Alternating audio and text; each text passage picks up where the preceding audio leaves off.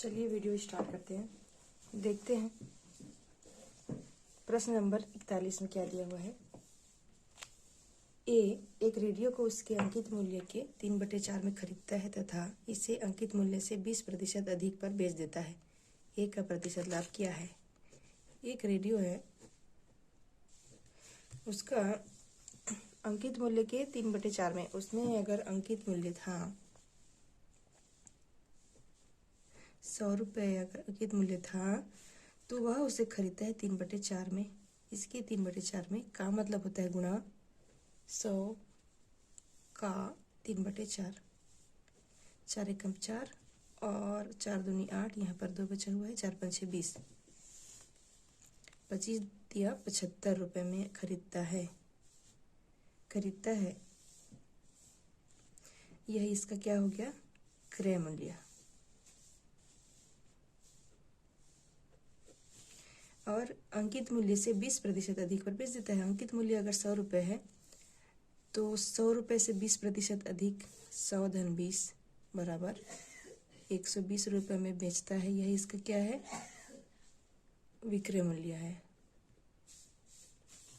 ए का प्रतिशत लाभ क्या है। लाभ प्रतिशत का सूत्र होता है लाभ प्रतिशत बराबर लाभ गुणा 100 क्रय मूल्य। अब उसे कितने का लाभ हुआ, कितने का अंतर है 120 और 75 में।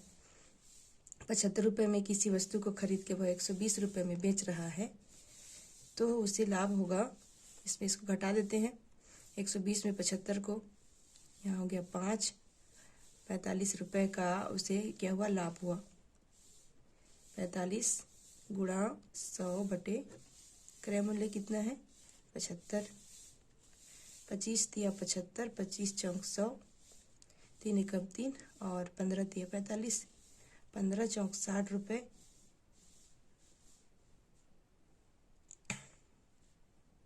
15 चौक 60 जी, 15 चौक 60% होगा उसका लाभ।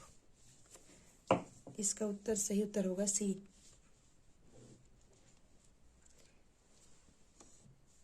अब देखते हैं प्रश्न नंबर 42 को। एक विद्यालय है, ये विद्यालय है हमारा। प्रश्न कह रहा है कि एक विद्यालय में 3/5 लड़के हैं। 3/5, इसको हम लोग 5 हिस्सा कर लेते हैं। 3/5 मतलब 5 में से 3, 5 में से 3 लड़के हैं।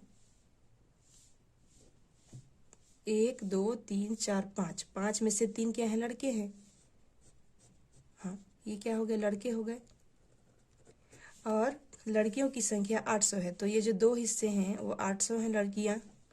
तो एक हिस्से में कितने आएंगे, एक हिस्से में आएंगे 400, फिर 400, और क्योंकि यह भिन्न है तो सभी हिस्से इसमें बराबर होते हैं, तो 400, इसमें भी 400 और इसमें भी 400। तो लड़कों की संख्या पूछा है, लड़कों की संख्या क्या होगी, 4 एकम 4, 4 दूनी 8, 4 तिया 12, 1200 लड़कों की संख्या। सी इसका सही उत्तर है। तुरंत बन गया। भिन्न वाला ऐसे प्रश्न तुरंत ही बन जाता है ट्रिक के द्वारा।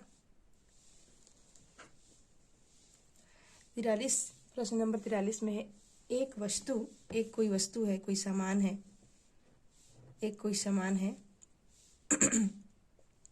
7,500 में खरीदी और 8,400 में बेची जाती है। 8,400 में बेचा उसने और 7,500 में खरीदा, तो इसका विक्रय मूल्य अधिक है और क्रय मूल्य कम है। इसमें होगा लाभ। लाभ ही तो पूछा है, लाभ प्रतिशत क्या है। इसका लाभ निकालने के लिए विक्रय मूल्य में क्रय मूल्य को घटा दें। 900 रुपये क्या होगा, 900 रुपये होगा लाभ। लाभ प्रतिशत बराबर होता है लाभ गुणा 100 क्रय मूल्य। क्रय मूल्य क्या था, 7,500। इसको हल कर देते हैं, सरल कर देते हैं इसको। आंसर हर में 0 0 रहता है और ऊपर में यदि गुणा का चिन्ह हो तो 0 0 को काटते हैं सरल करने के लिए। 75 और 900 वो क्या है, 25 25 के गुणज है। 25 तिया 75, 25 तिया 75 और यहाँ पर बचा है 15 15 बचे हैं, 150 हो गए। और 25 25 छेक होगा 150, 36, 3 एकम 3, 3 एकम 3, 3 दूनी 6। कितना होगा उत्तर? 12%। सी इसका सही उत्तर है।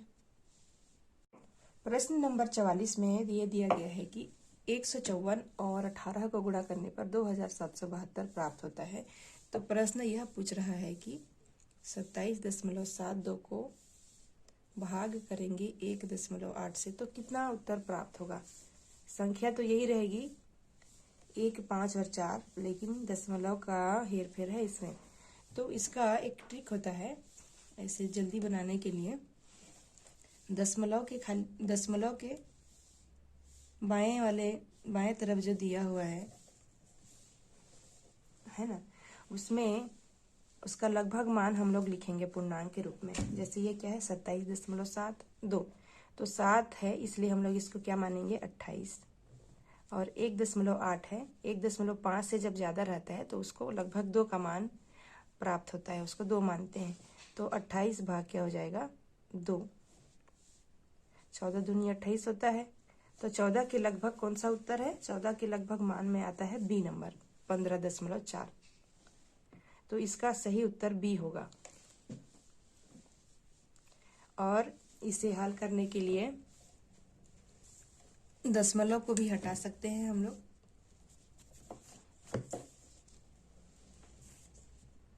सत्ताईस 27.72 बटे 1.8, दशमलव हटा दिए तो यहाँ हो जाएंगे 1 शून्य और यहाँ हो जाएंगे दशमलव के बाद 2 अंक हैं अंश में, इसीलिए 2 शून्य।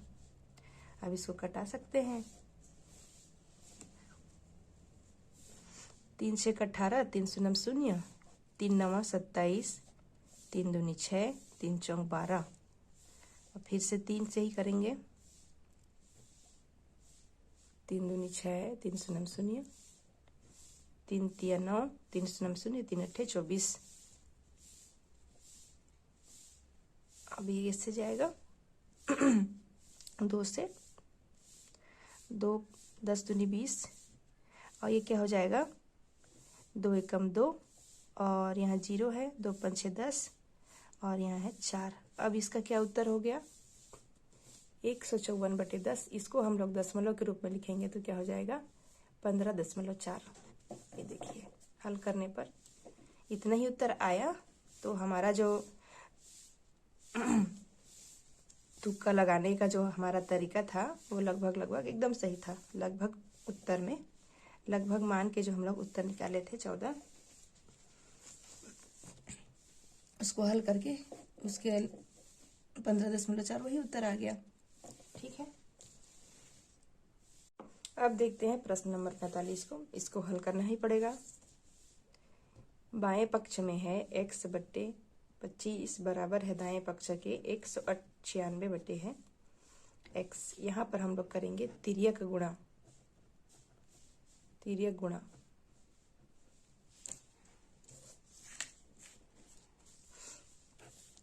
x का गुणा किसके साथ होगा? इस x के साथ। और 25 का गुणा होगा 196 के साथ। चलिए x गुणा x बराबर है 196 गुणा 25 के। अब क्योंकि यह वर्ग हो रहा है, x का वर्ग हो रहा है, इसलिए इसे अभाज्य गुणनखंड के रूप में हम लोग लिखेंगे। 196 का जब हम लोग अभाज्य गुणनखंड निकालते हैं, अभाज्य संख्या से भाग करेंगे 2 9 18, यहाँ 1 बचा हुआ है, 2 अट्ठे 16। फिर से 2 अभाज्य संख्या सबसे छोटी अभाज्य संख्या, क्योंकि यह सम संख्या है इसलिए 2 चौके 8, 2 9 18। अब यह 7 7 7 49। तो इसका क्या हो गया 196 का 2 गुणा 7 गुणा 7। गुणा, अब 25 का क्या होता है, 25 का अभाज्य गुणनखंड होता है, अभाज्य गुणनखंड 5 गुणा 5। अब x बराबर क्या होगा, अब वर्गमूल में, वर्गमूल के अंदर, क्योंकि यह वर्ग है इसलिए इसका जो वर्गमूल होगा वही x का मान होगा।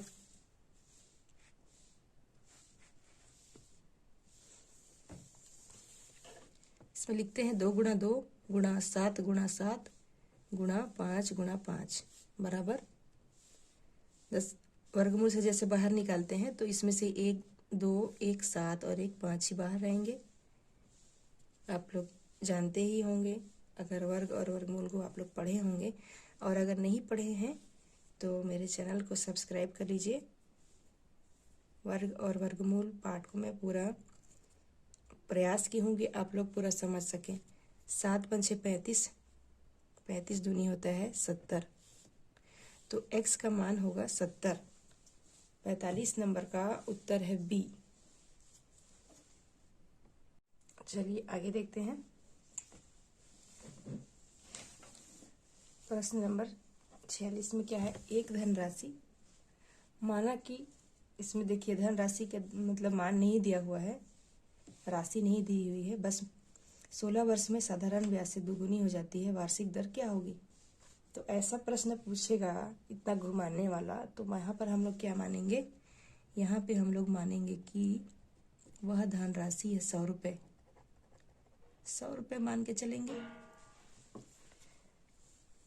एक धनराशि 16 वर्ष में साधारण ब्याज से दुगुनी हो जाती है, 2 गुनी हो जाती है, तो यह 16 वर्ष के बाद में, जब 16 वर्ष बीत जाते हैं तो यह 2 गुनी हो जाती है, 200 रुपये हो जाती है। तो अब हमें क्या पता चल रहा है कि मूलधन हमारे पास है 100 और मिश्र धन हमारे पास है 200 रुपये। तो इसका जो ब्याज होगा वह क्या हो जाएगा, 200 ऋण 100 बराबर 100 रुपये।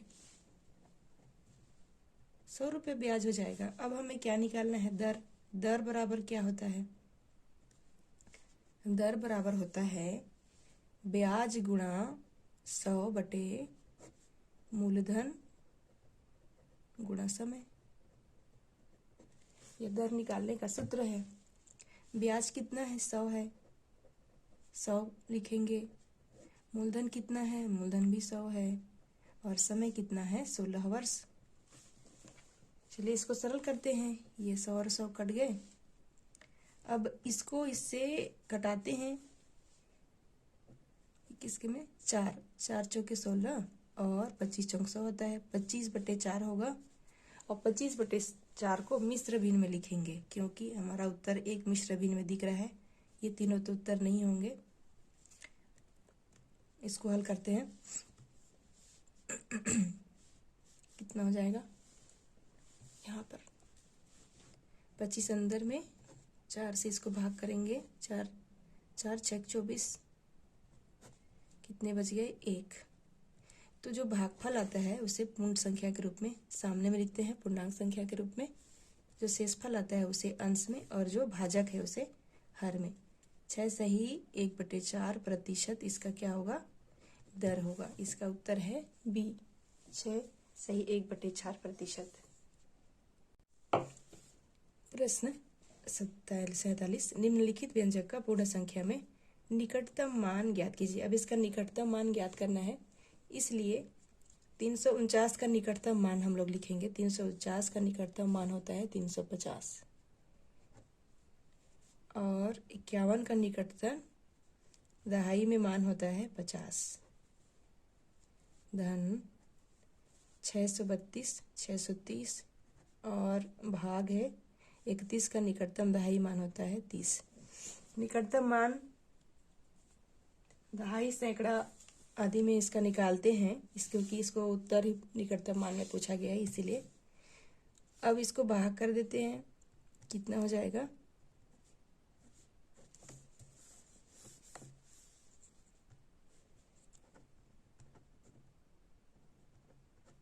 3 एकम 3, 3 दूनी 6, 3 एकम 3, 21 हो गए। और इसको गुणा कर देते हैं, 5 5 25 का 5, हासिल आया 2, 5 दिया 15, 2 17, और ये दोनों शून्य। अब इसमें इसको जोड़ दीजिए, 17,521 उत्तर आएंगे। तो इसका सही उत्तर है डी नंबर का। प्रश्न 48 में यह दिया है कि एक क्रिकेट के खिलाड़ी की 24 पारियों में रनों की औसत 28 रन है। वह 25वीं पारी में कितने रन बनाए ताकि उसका औसत 29 हो जाए। अब इसमें दो औसत हैं।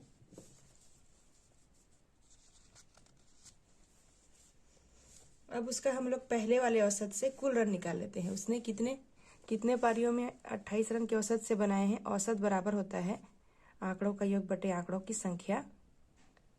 औसत बराबर क्या होता है? आंकड़ों का योग बटे आंकड़ों की संख्या।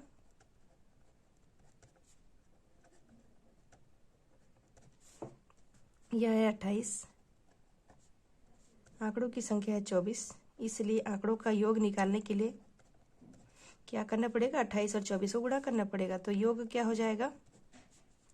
28 गुणा 24 बराबर उसने कुल कितने रन बनाए 24 पारियों में। इसको गुणा करके लिख देते हैं। 4 8 32, 32 का 2 हासिल आया 3, 4 दूनी 8 और 3 11, 2 8 16 का 6 हासिल आया 1, 2 दूनी 4 और 1 5, 672 रन उसने कुल बनाए थे। और 25वीं पारी में कितने रन बनाए कि उसका औसत 29 हो जाए। अब इसमें नया रन जो बनाना है उसको वह कितना बनाना है? 25 गुणा 29, इसके हिसाब से है ना। तो यह कितना हो जाएगा?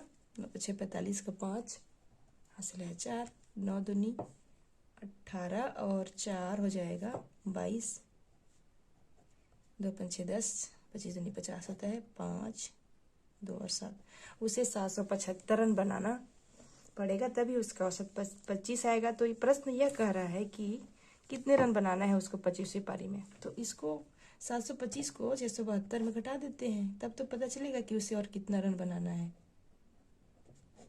3 और 5, 53 रन उसे बनाने पड़ेंगे 25वीं पारी में। उसे 53 रन बनाने पड़ेंगे ताकि उसका जो कुल अंकों का योग 725 हो जाए और उसका औसत हो जाए 29। उत्तर है इसका डी नंबर।